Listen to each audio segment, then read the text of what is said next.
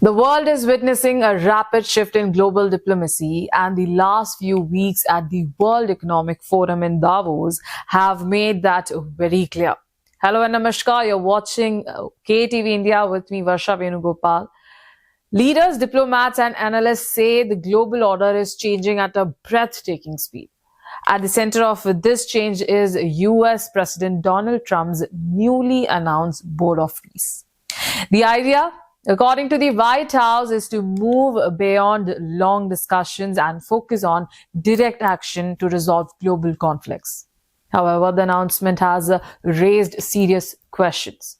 Critics argue that this Board of Peace could weaken or even replace the role of the United Nations, while supporters describe President Trump as a man of action. Many are asking an important question: what mandate is this board operating?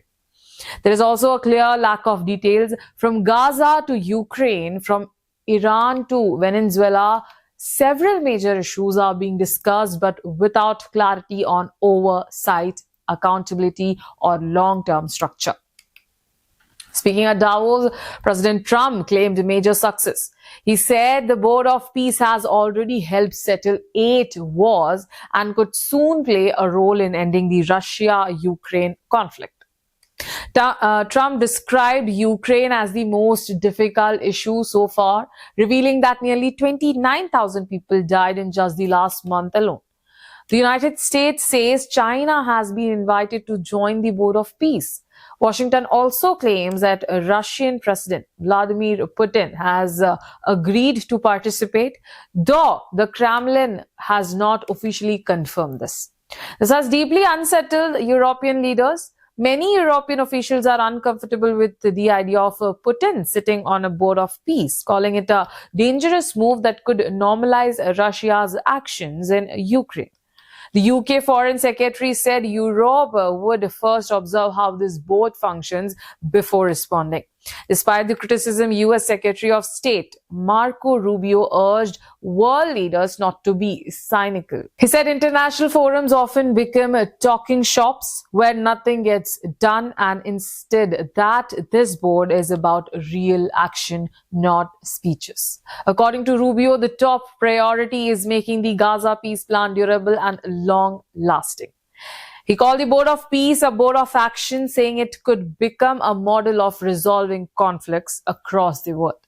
Meanwhile, another major development unfolded in Davos. Ukrainian President Zelensky, who had earlier said he would not attend due to Ukraine's energy crisis, arrived unexpectedly. His schedule was rearranged after it became clear that talks with President Trump were possible. Zelensky knows that US envoy Steve Witkoff is heading to Moscow for discussions with President Putin. American officials say a Ukraine peace agreement is just one step away, though similar claims have been made before.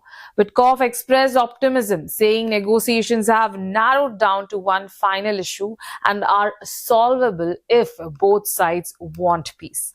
He praised the Ukrainian negotiating team and highlighted Zelensky's accessibility and involvement in the process. However, Ukraine's biggest concern remains security guarantees. European leaders question how reliable US assurances will be, especially after recent uncertainty over Greenland. President Trump recently hinted at a future framework for Greenland, raising fears over territorial integrity. Denmark's prime minister responded firmly, saying dialogue is welcome, but only if Denmark's sovereignty is respected. She also promised stronger Arctic security in coordination with allies. As these developments unfold, one thing is clear: global diplomacy is entering a new, unpredictable phase. Whether Trump's Board of Peace becomes a historic success or a controversial experiment remains to be seen.